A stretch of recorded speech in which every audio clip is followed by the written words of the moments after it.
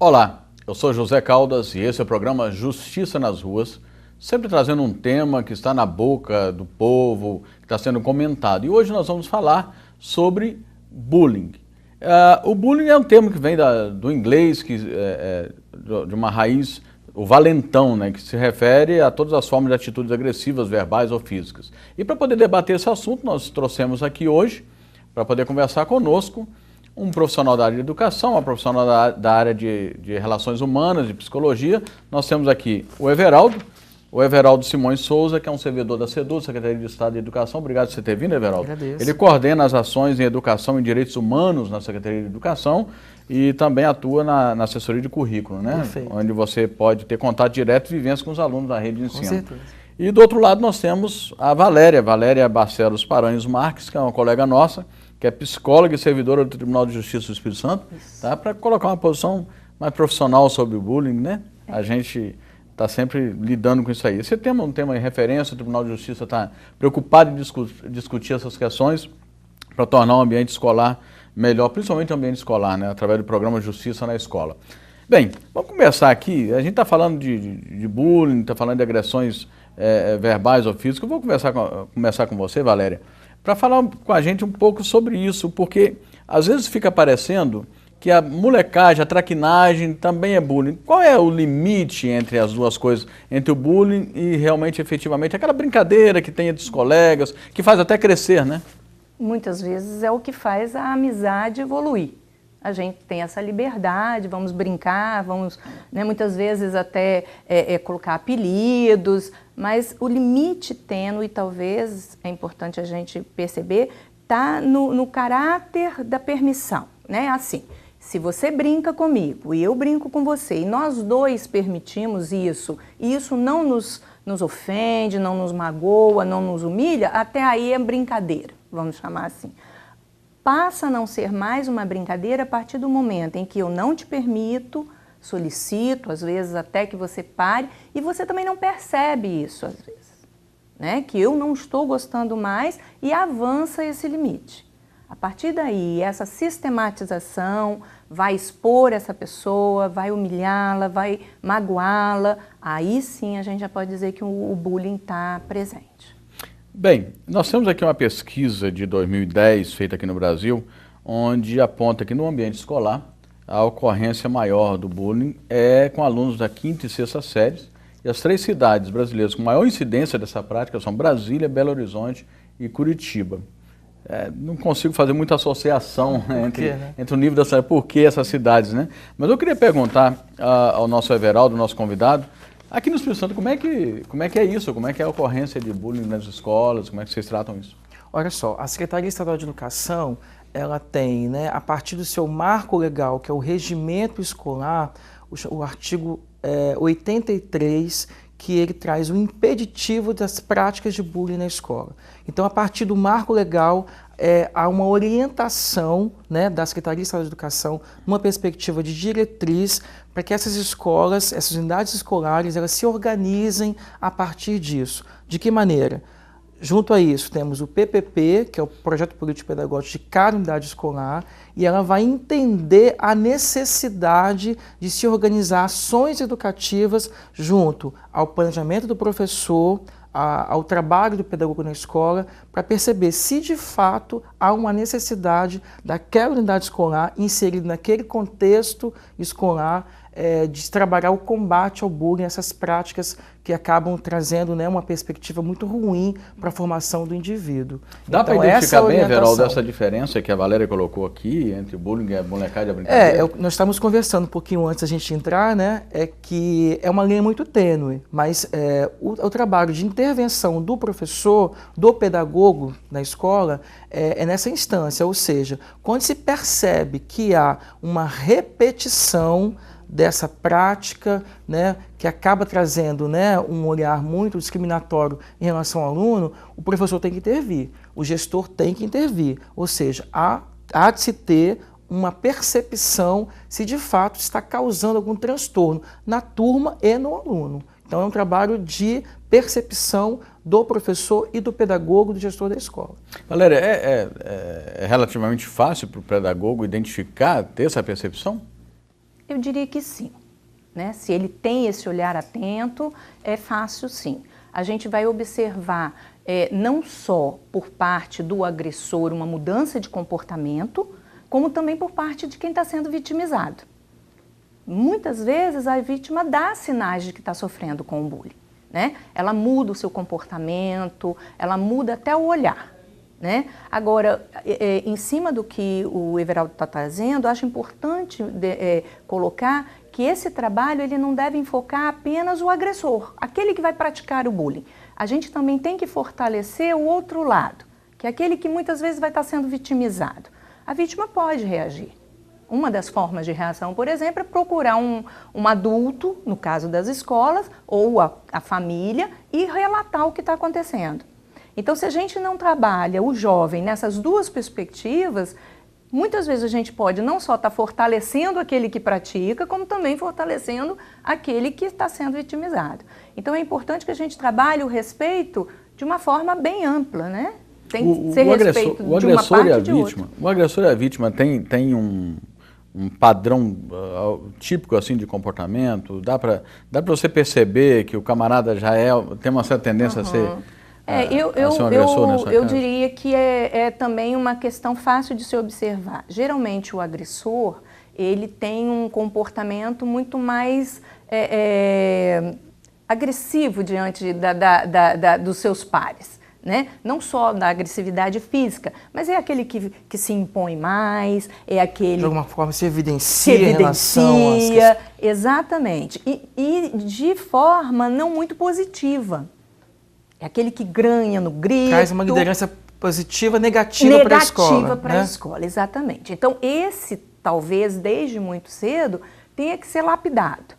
Né? Na psicologia, a gente usa o termo até contenção. É contenção. Ele tem que ser chamado a atenção, ele tem que ser educado. Tem algo de positivo nesse comportamento? Sim, se bem canalizado, ele vai ser um excelente executivo, por exemplo.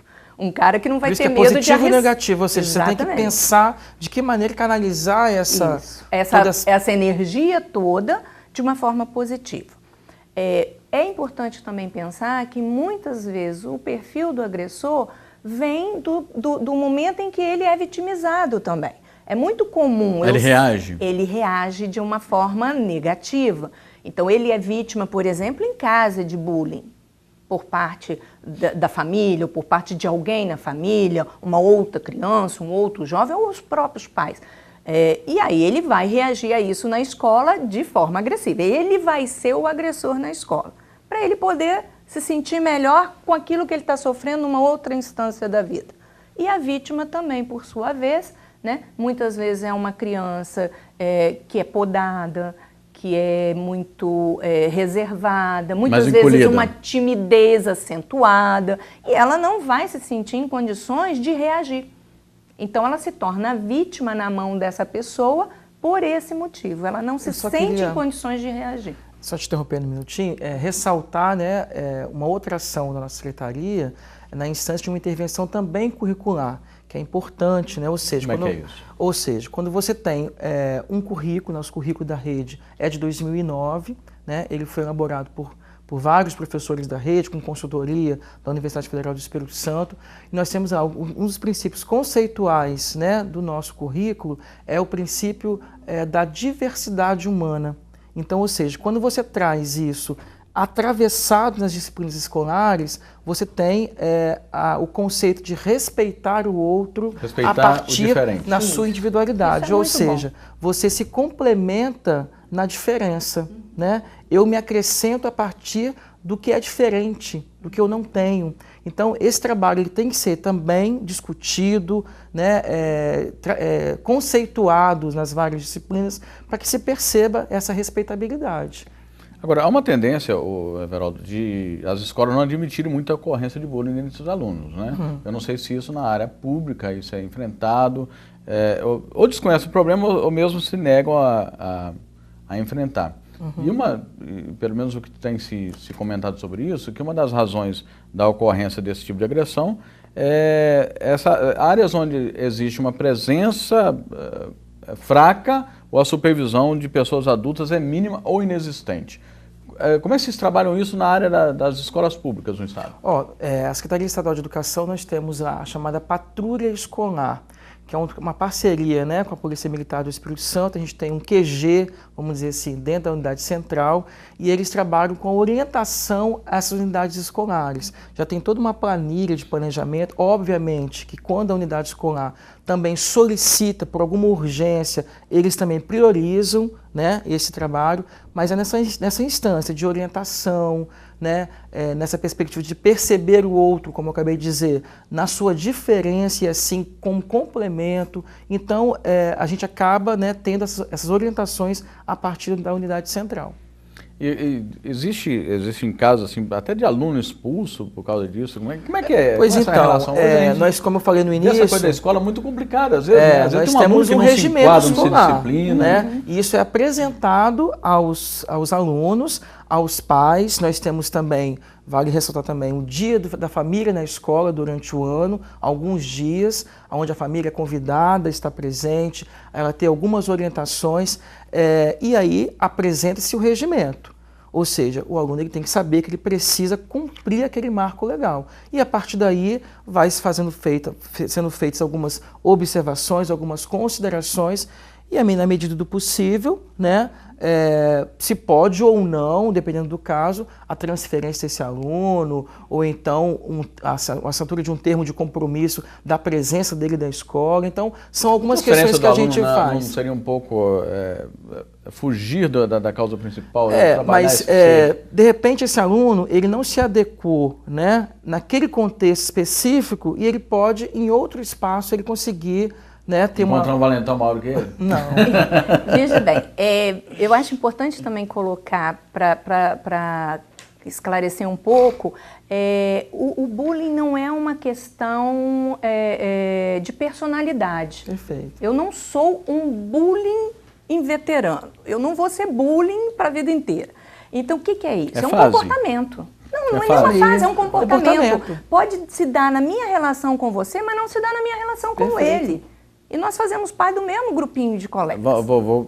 Vou esticar essa corda aqui. A vítima pode ser um pouco culpada disso? Como é que é? Eu não diria culpada. Eu não gosto de culpa, né? Porque culpa não é legal, né? A responsabilidade é importante se dividir em partes iguais. Não existe um agressor de bullying sem uma vítima. E também não vai existir uma vítima sem um agressor. É importante se trabalhar todos igualmente, no sentido de que, eventualmente, em algum momento da nossa vida, eu de vítima posso passar a agressor. E eu de agressor posso passar a vítima. Então, não há como você determinar quantas vezes na vida você vai sofrer bullying e quantas você vai praticar. Então, como é um comportamento, a gente tem que orientar e educar para que isso não aconteça ou para que eu esteja perceptivo desse limite que eu falei no início. O Everaldo falou aqui do chamamento da família, né, para poder conversar. Agora, num mundo onde a gente corre tanto, né, onde as pessoas, às vezes, elas se omitem nesse... Pouco tempo tem, né? Pouco tempo de participar. Agora, também, uma outra coisa, esse comportamento pode estar vindo da família, Valéria? Sim. Ele pode estar chegando com essa... Sim. Não sei se o termo é correto. Com essa desconstrução, né, em relação Sim, a essas perfeitamente. A gente costuma dizer que os filhos são espelho dos pais, e são mesmo. Eles refletem aquilo que acontece no seio familiar. Então, se essa criança sofre bullying por parte dos pais, ela vai, muitas vezes, reproduzir isso na escola, ou como vítima ou como agressor. Então, se um filho da gente está tendo um comportamento que não está agradando, a gente tem que avaliar o nosso próprio... Isso, porque tratar o contexto, pode ser que eu seja um pai, né, muito vitimizado diante da vida, e passa essa imagem para o meu filho, são ele vai múltiplos repetir. olhares da formação, né? Eu acho que a família é responsável, a escola também mas há de se ter também uma responsabilidade para a família. Eu acho que é importantíssimo. A gente não pode tirar ninguém desse cenário. A família é importantíssima. Somos todos parte de um mesmo problema e das soluções. Porque isso é um comportamento, e é um comportamento humano. Eu nunca ouvi falar de animais que fazem bullying ou de plantas que fazem bullying. Uma porção de coisa que o ser humano faz aí que animal. Isso é uma questão ligada ao ser humano, né? Então temos que trabalhar isso, né, desde muito pequenininhos, para que não só não sejamos vítimas, mas como sejamos perceptivos do limite do outro, assim, até onde eu tenho que ir, eu posso ir, eu tenho que respeitar esse limite, né? Bem, O assunto tá bom, né? Vai render, né? Vai render. Então, a gente está chegando ao final do primeiro bloco, a gente vai para um breve intervalo e depois a gente volta para mostrar exatamente como esse tipo de comportamento, esse sofrimento que as pessoas que são vítimas nas escolas pode refletir na fase adulta e até no trabalho, né? Daqui a pouquinho a gente volta aqui com Justiça nas Ruas.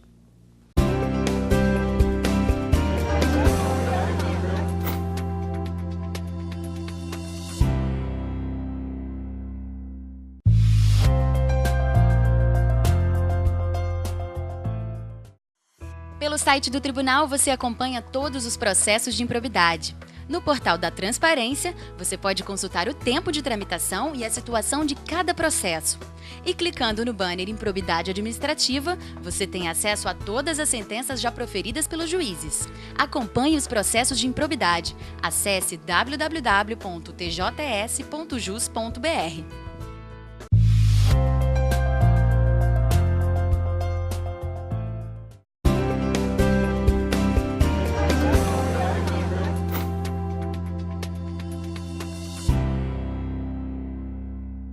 Estamos de volta com o programa Justiça nas Ruas. Hoje o nosso tema é bullying, essa forma tão perversa de maltratar o outro, né? E nós estamos aqui para poder debater conosco e conversar conosco sobre isso o Everaldo Simões Souza, que é da CEDU, e a psicóloga Valéria Barcelos Paranhos Marques, que é nossa colega no Tribunal de Justiça. E a gente comentou muito sobre o problema desse comportamento que tanto afeta a vida das pessoas na idade escolar. Eu queria começar com o Everaldo, esse segundo bloco, Everaldo. Por que uma criança, muitas vezes, é vítima de bullying e continua aceitando isso? Ela se vicia no maltrato? Pois então, como a gente estava falando no bloco anterior, né, eu penso que há todo um trabalho que tem que ser feito também pela família. Ou seja, essa criança ela já tem toda uma formação de submissão em relação a esses atos. Ela chega na escola e acaba reificando isso a partir do trato do colega em relação a ele e muitas vezes na aceitabilidade do grupo ao grupo, né? Você tem lá uma criança que é meio tímida e ela acaba aceitando alguns tratamentos em relação a ela para pertencimento àquele grupo.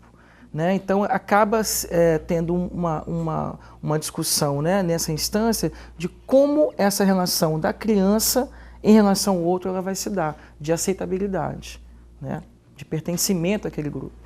Valéria, há um certo prazer mórbido do agressor, do bullying, e e a dor da vítima vicia, acaba tornando-se um comportamento patológico, até numa linguagem bem de vocês? A gente pode dizer que tem um prazer ali sim investido, né? É aquela satisfação, muitas vezes, em ter sucesso na aplicação do bullying. Então, assim que ele sente que a vítima está se sentindo arrasada, está se sentindo humilhada, ele consegue crescer diante desse quadro. Se a gente partir do princípio que esse agressor foi uma vítima, é aí que ele, de certa forma, vai ressignificar aquela agressão que ele sofreu lá atrás. Então, ele sente... Uma vingança. É quase isso. É o prazer nesse sentido. Não aquele prazer, né, de êxtase só do que é bom. Nem é um prazer bom. Muitas vezes o agressor, ele percebe que ele está cometendo esse erro e ele se sente muito mal com isso. Ele não se sente bem com isso o tempo todo. Mas é como a gente falou. Se sentir, tem alguma coisa a mais por trás, não é? Aí sim, talvez a tal patologia que você está trazendo. Que aí eu acho que é tema até para a gente discutir, né, num outro contexto. São desdobramentos, né, são os desdobramentos. Né? Que aí você vai ver que não é só uma questão de bullying. Né? É uma questão mais patológica que tem que ser tratada de uma outra forma. Né? Nesse aspecto, só ressaltando um pouco o que ele traz, é por isso que é importante existir um estatuto na escola, a criança ser um regimento, a criança ser informada disso, quais são as regras de boa convivência, de respeitabilidade. Por quê? Porque se não for uma vertente patológica, isso realmente se faz respeitar. E aí Ou seja, criança você sabe que não pode fazer isso. Não pode, não então, vou fazer. Então, por que você está fazendo? Exatamente. Então, a escola hoje, Everaldo, ela vai bem além do passar conhecimento. Com certeza. Né? Esses conceitos que eu acabei de dizer, né, no bloco anterior, se pensar a diversidade humana nesses espaços, é você trazer para o currículo de história, de geografia, matemática, não só o conteúdo, né, que ele precisa, obviamente, para poder atingir uma formação XYZ, mas uma formação para a vida. Oi? Os professores estão preparados? Sim, eu penso que do momento que ele tem uma formação em licenciatura, nas universidades, nas faculdades, e ele vai para esse espaço escolar, ele possui essa formação, sim. O que é necessário é uma formação também continuada para ele lidar com essas questões do cotidiano, porque elas vão aparecer, elas vão emergir, né? A escola é dinâmica, né? A escola é diversa, a diversidade está ali. Então ele precisa também continuar essa formação para poder aprender a lidar com essas questões. É fundamental pensar que quando a gente fala da responsabilidade da escola, a gente não está só colocando isso na mão do professor, Perfeito. do pedagogo. A gente precisa ter na escola estruturas internas que propiciem, inclusive, essa discussão, esse avanço e o acolhimento também da vítima e do agressor. Então, é importante, por exemplo, que se ainda não existem nas escolas públicas que venha a se pensar, nos comitês de mediação, que são fundamentais para mediar essa relação. Restaurar esses relacionamentos. Restaurar essas relações. Porque são relações, como ele falou, completamente cíclicas. Elas têm vida própria. Um adulto violento, um adulto sarcástico na relação com o outro, pode ter sofrido bullying, pode ter sido um cometedor de... Como é que chama o cara que comete agressor? Bullying? Normalmente agressor, a gente né? usa esse termo, né? Mas, na verdade, o que a gente tem que pensar é que não só um adulto violento, até eu, que sou uma pessoa muito calma e tranquila, se eu parar para pensar, né, na minha história de vida, em algum momento eu vou encontrar que eu cometi bullying a alguém. Se não for assim, né? Não, aí não somos seres humanos. Não somos seres humanos. Então, por isso que é importante a gente estar atento, porque isso passa na vida da gente como todas as outras experiências. Então, o que é importante? É eu perceber isso e me policiar para não cometer.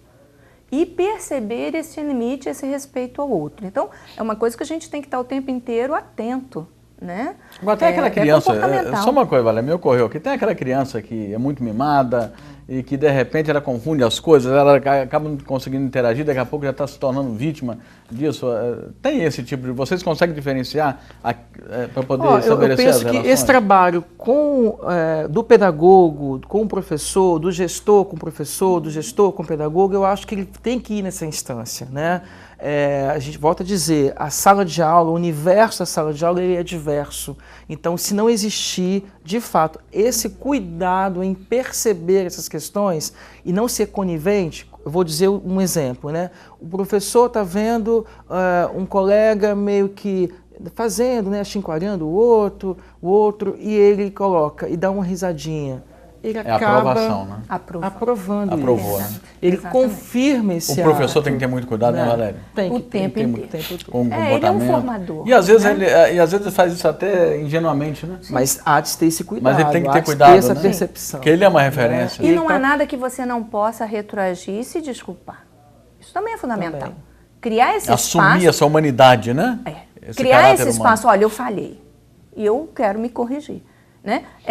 Para quem é vítima, isso é fundamental. A sociedade costuma tratar pessoas que agem assim como fracas, né? Criou-se um estereótipo de fraqueza. De fraqueza. De fragilidade, né? Esquece que qualquer um de nós, em algum momento, podemos, né, nos colocar nesse lugar de vítima ou não, né? Então, por isso que é importante trabalhar ambos os lados. Vamos, Valéria, avançar essa conversa, porque o assunto está muito bom e eu acho que um programa só acaba sendo pouco, né? Mas crianças e adolescentes que sofreram bullying intensamente podem se tornar adultos muito problemáticos, né? Sim. Pode chegar até o suicídio? Pode. Você conhece casos? É uma das graves, conheço. Na clínica diária, no consultório, você lidou muito com esse tipo de problema? Você lida, eu não sei, hoje você está no tribunal, mas não sei se você clínica fora ou mesmo no tribunal, lida muito com isso? Lido. Hoje o que Qual o comportamento típico do adulto que sofreu bullying, que você detecta perfeitamente que autoestima baixa é a coisa que é o que mais chama atenção. Timidez, né? Muita autoestima timidez. baixa. Porque a própria timidez, com o tempo, a criança vai administrando e esse adulto aprende a lidar nessa fase da vida com essa timidez. Porque ele sabe que em algum momento ele tem que se dirigir ao chefe, ele tem que apresentar um projeto, ele vai ter que lidar com essa timidez, mas a autoestima é algo com que as pessoas têm muito mais dificuldade para lidar. E ela pode gerar, sim, uma reação como o suicídio. O resultado pode ser um suicídio. Ela pode também inverter os polos e se tornar uma pessoa extremamente agressiva, como se fosse se vingando de todo esse passado? Pode. Aquelas pessoas muitas vezes amargas, isoladas da sociedade, podem desenvolver neuroses graves, né? Fobias sociais. Isso pode acontecer, sim, num elevado grau, onde essa vítima não encontrou, naquele momento, nenhum amparo. Né? Ninguém com quem ela pudesse recorrer e colocar o que estava acontecendo. Né? Então é por isso que é importante olhar nessa fase da vida na infância, na adolescência, e principalmente na adolescência, quando eles são bem mais cruéis, né, uns com os outros, em função até da questão da aparência, das descobertas. Exatamente, né? E da aceitabilidade no grupo, né? Eles são de formar grupos muito diversos, né, com bastante características diferentes. Então isso pode acontecer, sim. Né? E aí, na fase adulta, isso muitas vezes vai aparecer no trabalho com um outro nome. De bullying, a gente vai denominar mobbing. Então, o bullying no trabalho vai se denominar mobbing. E esse mobbing, ele surge, né, como um dos viés do assédio moral no trabalho. O Everaldo até comentava no intervalo sobre isso. Isso vai evoluir. Né? Às vezes a gente confunde as coisas, mas na verdade o mobbing é uma parte do... É uma parte do assédio. O assédio moral é algo mais muito amplo. mais porque amplo. na verdade o bullying, por exemplo, ele é entre os pares, né? Entre os alunos. Né? Então o conceito de bullying é na escola... Entre iguais. Entre iguais. O assédio moral já se dá numa relação de poder. Isso. Né? Pode até ser entre pares. A relação de poder para o adulto não se dá só se você é meu chefe ou sou seu subalterno. Né? Se eu sei mais, você sabe menos. Se eu tenho melhor poder aquisitivo e você tem menos. Então, é aquilo que a gente fala, né? Na evolução, você vai passar várias fases da vida e vai expressar isso de diversas formas. No trabalho, isso aparece com mais peso, né? Em função... Mas acaba tornando-se uma relação de poder em relação ao outro. Sim, né? É o poder do que me determina a mais do que você naquele local de trabalho. Vou concorrer às promoções, aos cargos de chefia. E aí, quando essas entra pessoas... no campo da competição. Da competição. Já, e aí, já destrói o outro a partir da personalidade dele. Exatamente. Tira ele do caminho. Tiro do caminho. Nós estamos falando de coisas da forma. alma, né? Nós estamos falando de comportamentos, coisas que estão muito ligadas à alma. Agora, existem também manifestações físicas, né? Eu estou com um estudo aqui que foi publicado pelo Jornal Internacional de Obesidade, criando uma associação, fazendo uma associação entre adolescentes que sofreram bullying e o índice de massa corporal na idade adulta. Que informação você tem sobre isso, Valéria? Para mim foi uma grande surpresa, né? Quer dizer, a pessoa pode estar transformando isso num problema físico. Esse é o reflexo dessa autoestima baixa. Quer dizer, de alguma forma, se a gente pode dizer assim, eu me convenço daquilo. Né?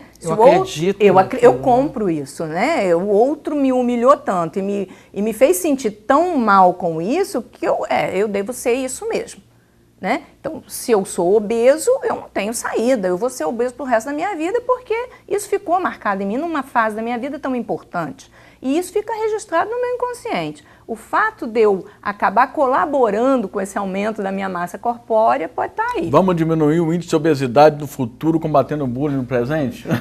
Pode ser uma grande tese, uma né? grande tese. Exatamente. Agora, a gente já vê pesquisas também com outras questões, né, com outras comorbidades, não só a obesidade, a própria questão da depressão no adulto, né, o uso de drogas, a recorrência a drogas ilícitas. Exatamente. Que é os desdobramentos que a gente estava falando, né? O que pode vir a partir disso. A partir disso. Que devir é esse, né?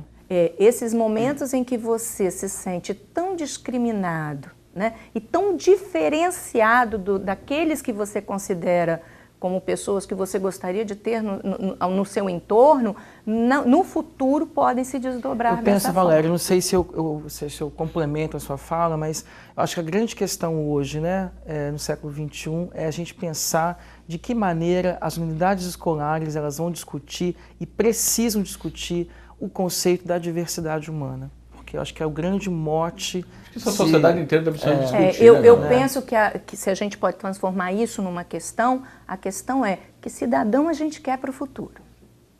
Que cidadão a gente quer? Um cidadão que respeite o outro nas suas diferenças, nas suas diversidades, ou um cidadão que competitivamente sempre queira mais, pisando naquele eu acho que a gente cai num lugar, Valéria, que o Everaldo até tocou, que é a questão da família, né, Everaldo? Sim, fundamental. Eu acho que a família, o núcleo, a base da formação desse cidadão, acho que tem sido um pouco desprezada, né? Tá uma coisa... Eu acho que a família tem que se colocar contrária a qualquer ato de bullying. A escola tem que ser muito clara nisso também, incisiva. E as organizações, sejam elas públicas ou privadas. O local de trabalho também tem que ter ali no seu regimento, ou na sua missão, ou aonde você mais quiser destacar, que ele é terminantemente contrário a essa prática naquele ambiente. Não se consegue conter bullying sem isso. Sem lei, sem determinação, sem ordem. Isso tem que estar claro. E dizer, não vamos tolerar. Tem uma recorrência maior de bullying, meninos e meninas, ou a coisa meio igual para todo mundo? Esses números a gente não Mas poderia por observação, precisar. não tem nada... Eu penso, eu sou professor de história, né? Não estou mais na sala de aula, mas sou professor de história. Eu penso que isso do tempo que eu estava, é mais recorrente entre meninos. Entre meninos. Penso eu. O jogo meu, do poder? Nada referendado. Eu diria, entre meninos isso é mais falado. Sim. As meninas cometem bullying, mas mais as mulheres são mais malvadas. Muito mais no olhar, muito mais no... É muito comum, por exemplo... Mas eu digo pelos meninos por conta da sexualidade, sim, né? Por isso, porque... E eles colocam isso mais em evidência. E a sexualidade entre os meninos é mais falada. Mais falada. É mais estimulada. Entre as meninas, muito menos. Então, é muito comum nas meninas, por exemplo, aquelas rodinhas, aquelas panelinhas, e a outra entrar e todo mundo vira as costas e sai em silêncio.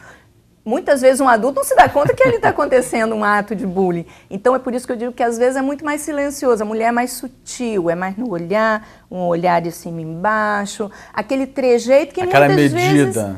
vezes não é percebida. Os meninos já são mais direto, pela própria questão da masculinidade, já expressam mais e, como ele falou no início, fazem aquela molecagem que é mais aceita entre os meninos, né?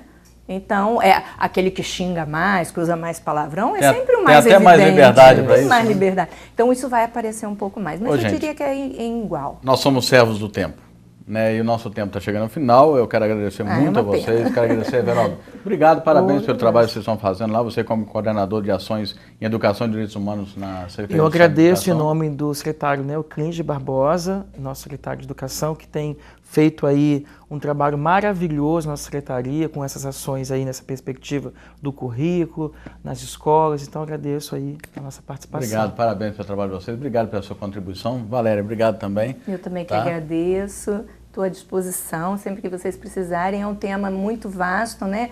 Para a gente poder até evoluir, né, na questão do trabalho. Eu acho que até merecia uma nova discussão, mas estou à disposição de vocês.